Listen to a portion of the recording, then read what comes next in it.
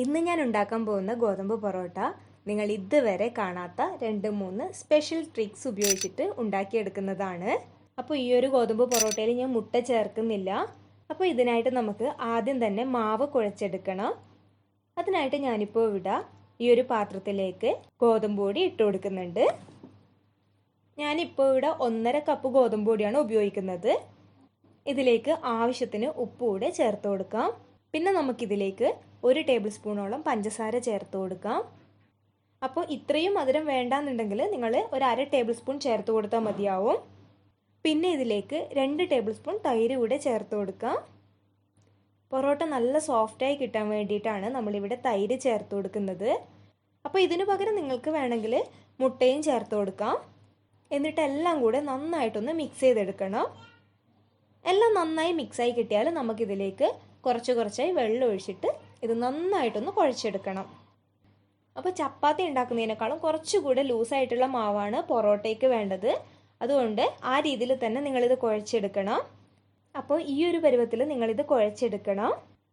അപ്പോൾ എല്ലാം നന്നായിട്ടൊന്ന് കുഴച്ചെടുത്ത് കഴിഞ്ഞാൽ നമുക്കിതിലേക്ക് 2 ടേബിൾ സ്പൂൺ ഓയിൽ ചേർത്ത് കൊടുക്കാം. നിങ്ങൾക്ക് നെയ്യുടെ ടേസ്റ്റ് ഇഷ്ടമാണെന്നുണ്ടെങ്കിൽ നെയ്യ് ചേർത്ത് കൊടുത്താലും മതി.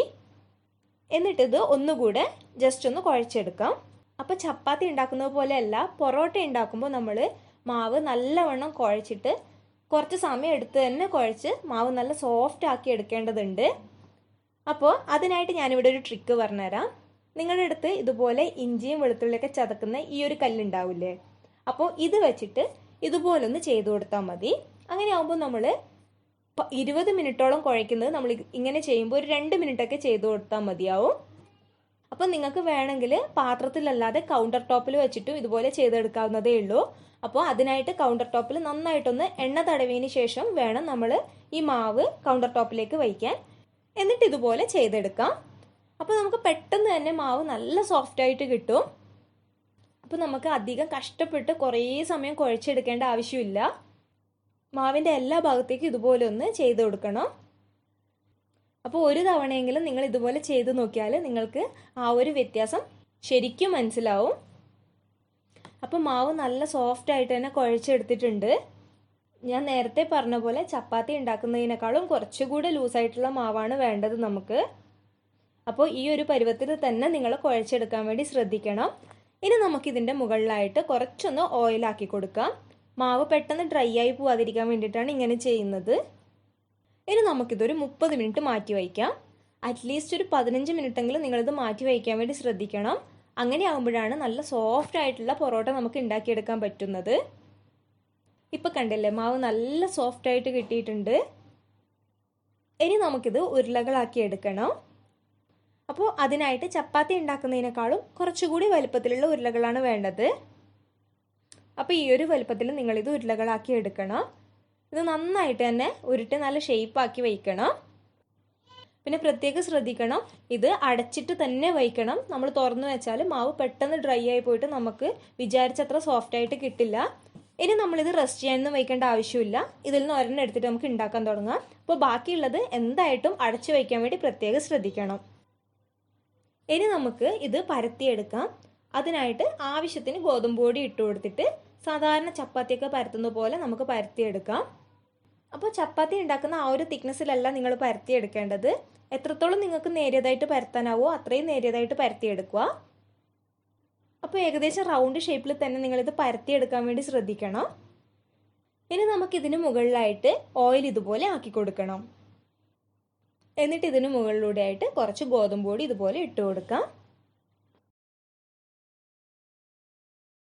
എന്നിട്ട് ഇതിൻ്റെ നടുഭാഗത്തു നിന്ന് ഒരു സൈഡിലേക്ക് ഇതുപോലെ ഒന്ന് കട്ട് ചെയ്ത് കൊടുക്കണം.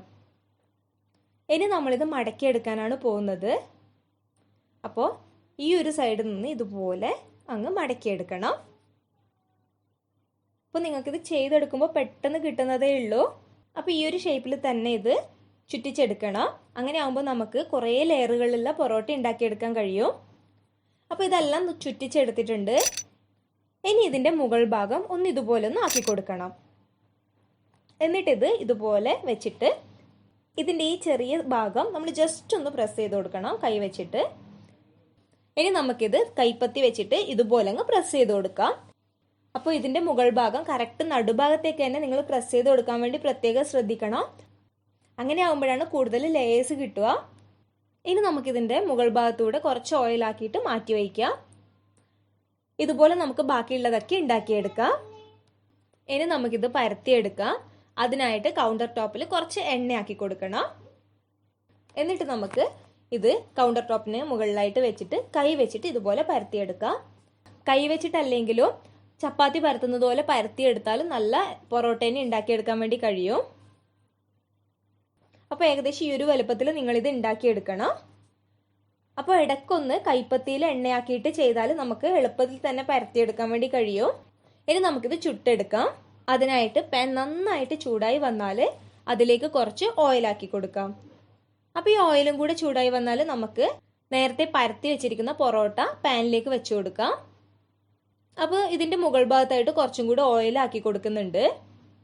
ഈ പൊറോട്ട വച്ചതിന് ശേഷം മീഡിയം ഫ്ലെയിമിൽ വെച്ചിട്ട് വേണം നമ്മളിത് വേവിച്ചെടുക്കാൻ വേണ്ടിയിട്ട്. അതല്ലാന്നുണ്ടെങ്കിൽ പുറം ഭാഗമൊക്കെ പെട്ടെന്ന് തന്നെ ഡ്രൈ ആയി പോവും. അതുകൊണ്ട് മീഡിയം ഫ്ലെയിമിൽ തന്നെ ചെയ്തെടുക്കണം. അപ്പോൾ ഇത് ഇടയ്ക്കിടയ്ക്കൊന്ന് തിരിച്ചിട്ടിട്ടാണ് നമ്മളിത് വേവിച്ചെടുക്കേണ്ടത്. അതുപോലെ തന്നെ ഇടയ്ക്കിടയ്ക്ക് നമുക്ക് ഓയിലും കൂടി അപ്ലൈ ചെയ്ത് കൊടുക്കാം. അങ്ങനെ ചെയ്യുമ്പോൾ പെട്ടെന്നൊന്നും പൊറോട്ട ഡ്രൈ ആയി പോവില്ല. അപ്പോൾ ഇപ്പോൾ തന്നെ ഇതിൽ നിന്ന് ലേയേഴ്സൊക്കെ വിട്ട് വരുന്നുണ്ട്. അപ്പോൾ നമ്മുടെ പൊറോട്ട ഇവിടെ വെന്ത് വന്നിട്ടുണ്ട്. അപ്പോൾ ഇതുപോലെ തന്നെ നമുക്കൊരു 4-5 ഉണ്ടാക്കിയെടുക്കണം. 4-5 ഉണ്ടാക്കിയെടുത്തിട്ടുണ്ട്. ഇനി നമുക്കിത് കൈ വെച്ചിട്ട് ഇതുപോലെ ഒന്ന് അടിച്ചു കൊടുക്കാം. അപ്പോൾ നമുക്ക് നല്ല ലേയേഴ്സായിട്ട് കിട്ടും. അപ്പോൾ ഇവിടെ ഇത് നല്ല ലെയറുകളോട് കൂടിയിട്ടുള്ള പൊറോട്ടയായി കിട്ടിയിട്ടുണ്ട്. നല്ല സോഫ്റ്റും ആണ്.